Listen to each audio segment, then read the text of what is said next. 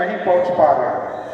हम कुशवाहा समाज के लोगों से आग्रह करेंगे, बहुत हम लपेटने वाली बात नहीं करता हूं, कभी सम्मेलन बहुत हो गया और मैं कभी सम्मेलन के आदी भी नहीं हूं। राजनीति धारा को बदलने का समय है और ये विचारधारा आपको तय करना है। कुशवाहा भारतीय समाज लगातार आपके लिए परिश्रम करता है। हम तो धन्यवाद देंगे खासकर राकेश महतो जी और शंकर मेहता जी को, नरेश को। ये लोग मेहनत करके आपको लाते हैं और बार बार लाते हैं। कोई विचारधारा तो तय कीजिए, किसके साथ जाना है ये तो आपको तय करना है।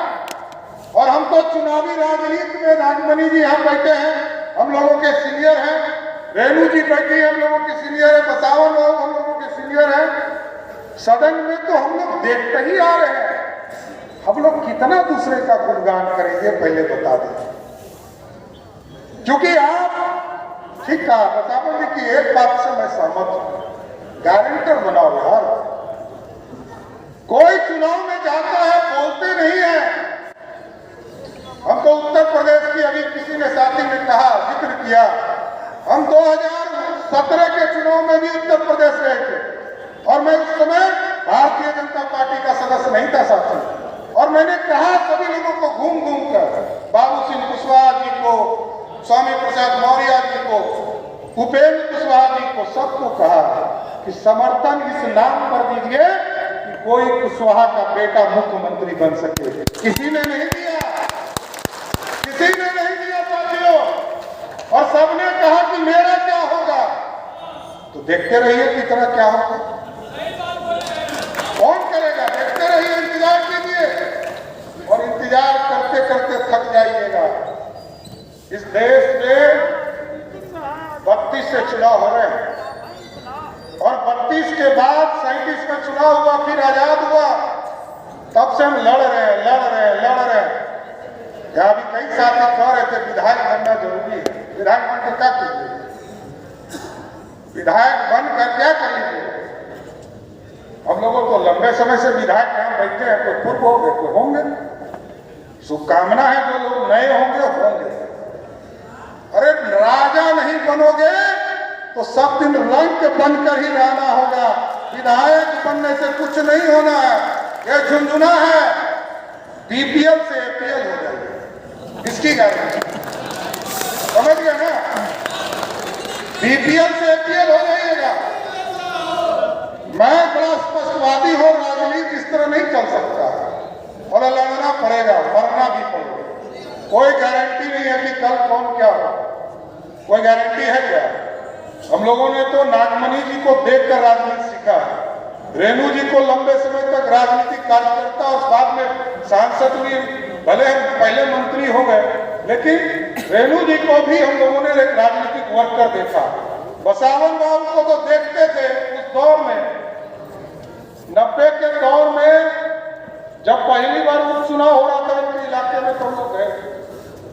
इनके पास लोग जुटते थे कि बूथ कैप्चरिंग कैसे हो और बूथ को पूरा सिस्टमेटिक अपने समाज को जोड़ने का काम करते।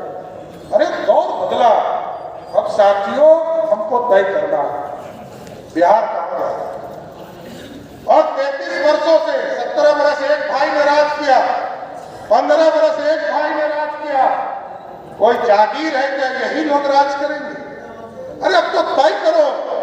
हम तो उस पार्टी में जो सदस्य हैं, तो दोनों पार्टी के सदस्य, ये भी मैं बता दूं। नहीं, ये देखिए आप लोग मेरा खराब कर रहे हैं। यदि आप हमको जो बात आपने कहा ये मत कहिए। अरे आप खाली इशारा तो समझिए। यदि कोई मुख्यमंत्री बनना होगा, इसमें से कोई भाई बन जाए, ये सब लोग मिलकर उसका साथ दीजिए। ये तय कीजिए, ये तय करने की बात।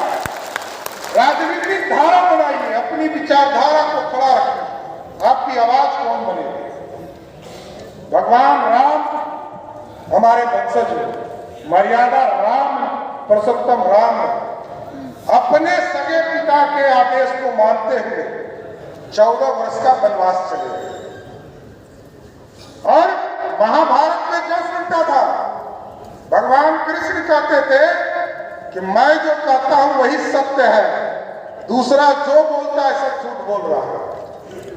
बड़े से बड़े योद्धा को वीर गति प्राप्त करना पड़ा। इसलिए साथियों, काम तो करना पड़ेगा।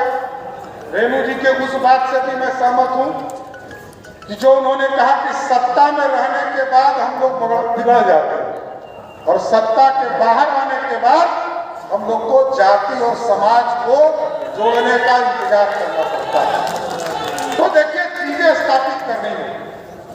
हम लोगों ने 14 में पूरी कल्पना की और पूरे बिहार में जिस महापुरुष को यहाँ से पूज रहे हैं, हमने एक व्यवस्था खड़ा किया कि 253 हमारे यहाँ नगर निकाय है और 38 जिले हैं।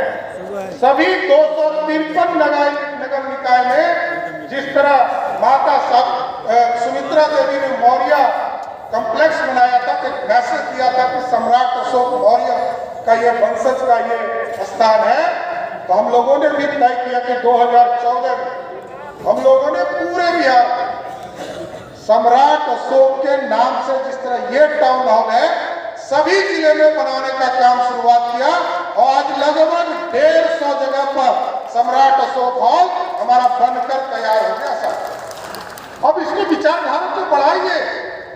अभी हम लोग गए थे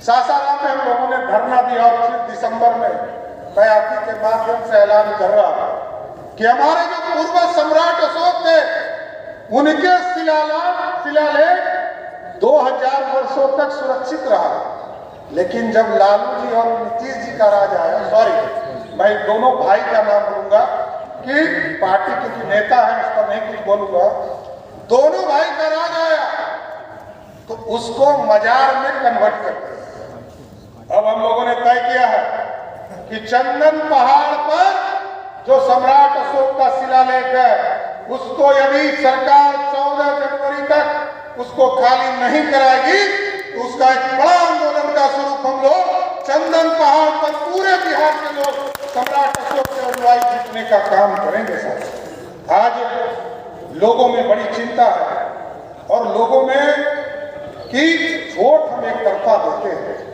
नेतृत्व हमारा नहीं खड़ा होता। इसलिए नहीं खड़ा होता है कि बार बार हमने कहा कि बोलते हैं, बोलिए।